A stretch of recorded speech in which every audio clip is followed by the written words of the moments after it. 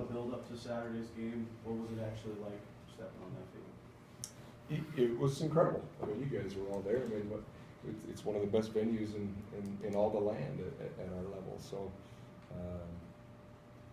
you know, I saw a lot of people, and I think there was.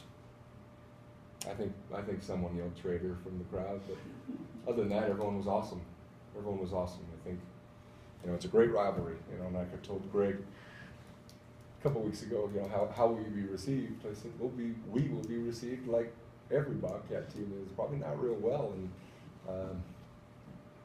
you know, it was interesting, no question, to coach an opposing team there, and especially the hated rival, but. You know, and to give up, you know, like, here, you're 7 points. I was quick. I'm sitting there going, you know, here we go. But I thought our kids buckled down. I mean, it was a great play call by them. I mean, John's been playing the slants and hitches so dang aggressive all fall. I mean, I could see that on film too. Our offense beats us on it at least once or twice a week. So Brady made a great throw. Started out fast, but I thought we buckled down pretty darn good after that, so it was good. Did you think about coming out shirtless for warm-ups like Gerald? No, I didn't. I think like many of you, I was like, really, what are we doing here? But Jared, you know, I thought as a coaching staff we did a really good job last week of explaining, and coaching, and teaching exactly what, you know, the magnitude of this game. And, you know, a couple of us had been in it a lot of years. Some of us had never been in it, and that goes, you know, that's true with the players too. You know, there's the JPs and guys that have played in a few of these, and there's some kids that have no idea. You know, and I mean, Coach brought Kane and I up the night before there at the Hilton Garden down on Reserve, and we both shared exactly our feelings on the game, and so we had guys come in all week telling them about their experiences in the game, former players, and it was awesome. Such a merry mix of old school, new school, you know, that mid-generation that's 10 years out, and I thought our kids were 100% dialed into the plan and the mission, and went out and executed it very well. When you can see when they kind of get rolling how easy they make it look for 3 and 4, 10 plays at a time. But how did you keep Brady? It looked like there were only very few pockets where he really looked like he was comfortable with what he was looking at. Yeah, I mean, to me, we won the game because of a 83% success rate on 3rd down. We were 100% on 4th down. We came up huge on the goal line, you know, and those were some pretty good momentum shifts, and getting them off the field because they are a good outfit. I mean, when Brady's operating and that group is going, they are tough to stop, you know, and that's all they're talking about is plays, wear the defense down. And you could see us wearing down a little bit towards the end of the ball game, and you know, that first half it was good. We didn't play a lot defensively. Yeah, they scored the quick touchdown, but shoot, they only had about 20 plays in the first half. So we won on 3rd down, you know, we won on 4th down, and we got a takeaway, you know. So just like last week, we haven't been getting the ball good enough in the last month, but we got one last week, we got one this week, and we didn't give them the ball, and we won both our last 2 games. So you said before the game that you know, your experience with Bob, that might not give you an advantage as far as knowing what their tendencies might be, but in hindsight, do you think maybe you did it all? I think our players were well prepared as to what they were going to see and get, and we worked hard. We worked hard as a coaching staff to give them the information as to where exactly they were lining up. What we were, you know, I was going to come down. I mean, my plan was to come down, and I told the defense at half, I said, I'm seeing this thing pretty good right now. I'm going to stay up, and you know, why screw up a good thing? You know, we had it rolling pretty good there in the first half. I do think that you know, we studied and we studied a lot as a coaching staff to see some things, and you know, he does what he does.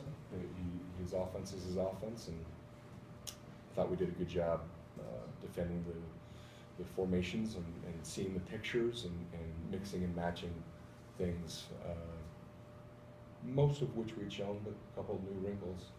We didn't, I heard in the press conference, or their press conference, about how much man we played, that we only called about 11, 12 plays a man. We were just doing a good job of mixing and matching zones, and I think the kids did a really good job.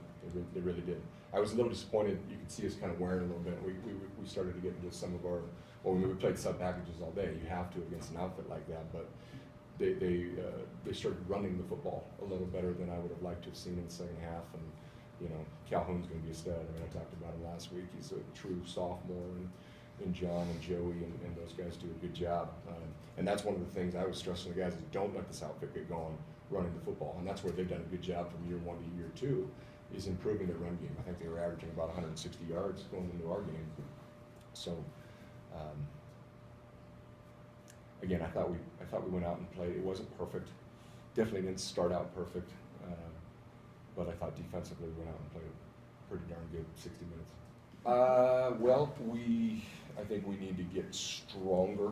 You know, a lot of this defense returns. I'd love to see us have a big time off season in the weight room. We've got a lot of young cats. I mean, I look at Derek Marks and some of these guys out there making plays, and you know, to be thrust into action the way they were. You know, it was good, but man, I mean, some of these kids are babies still, you know. So we need to have an unbelievable off season in terms of getting bigger and stronger and add some mass, and you know, we got to continue. We have to develop pass rushers. You know, we got to develop pass rushers up front, and we got to add a few more pieces in the back end to be able to cover and play some of these spread outfits in this conference, and you know. I mean, I told you guys since I talked to you when I first got here, we got to be fantastic up front and be able to cover in this league. So we got to get after the quarterback. We didn't do a good enough job getting after the quarterback this year. So we got to continue to develop that, and we got to be able to play great coverage, because there's some of the most explosive offenses in the country in our conference alone. So. Speaking of the pass rushing, you talked in fall camp about how excited you were about Kyle Finch, Michael Job, and young guys like that. How do you think they progressed through a redshirt year? Yeah, it was awesome. I mean, even the guys that played worked out with their class in the mornings, you know, so it's a great class. I mean, for us to come in, you know, with essentially a month and a half, 2 months to go in the recruiting process, I thought we got a lot of good kids. I am excited about, you know, some of the young guys that you just talked about. I mean, Baloo Chapman's got fantastic twitch. He's a local boy. He is extremely twitchy on the edges. Michael Jobman is, you know, he to me, he looks like Eastern's number 3. You know, hopefully what he'll look like 5 years from now, because I watch that kid from Eastern, and that's how it should be played. You know, and I got to coach a few of those guys myself at my last school, and you know, you can do a lot. You know, I mean, it was fun. It was interesting listening to comments about the different defense between last year and this year, and it's like, well, you know, when you have a couple of the most dominant pass rushers in all of FCS, back-to-back years, or for 3 years essentially. I mean, they played together for one of those years, you know, in Ty and Zach, and the job that Tyrone did last year and is currently doing for the Cleveland Browns. You know, you sit there and go, well, I think that front best fit our personnel at the time, just the way we tried to do this year. You know, it was a constant examination of who are we, and you know, there were times throughout the year where we had to do that, you know, through injury and different things going on, and so this off season is going to be huge, and it started, you know, yesterday basically. It started when the kids got off the bus back in Bozeman after the ball game, and I know that we've got a good core group of guys, and they need to bring guys with them now, and that's, you know, especially on defense. Some of the things I'm going to be talking about with the Bryson McCabe's and the Mac McNells and you know, getting some guys back. You know, Tyrone Fa'anono didn't play this year. Shiloh LeBoy didn't play this year. You know, we're going to get some of those cats back too, which would be great in terms of a much needed depth. You got to have depth up front, and you got to have some dudes that can get after the quarterback, and so that's what we're going to